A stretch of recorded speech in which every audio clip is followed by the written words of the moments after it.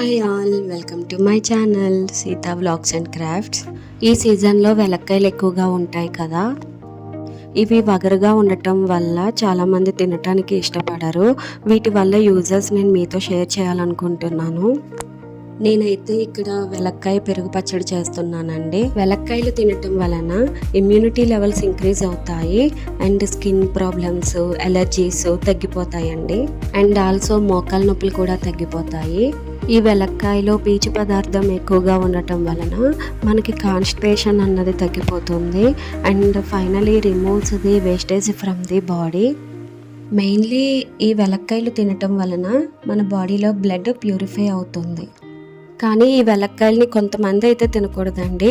Pregnancy women's కానీ, breast feeding mothers కానీ and sugar patients కూడా ఈ వెలక్కాయలని, వెలగబండ్లని తినకూడదు. మీలో ఎంతమంది వెలక్కాయ పెరుగు పచ్చడి చేసుకుంటారు?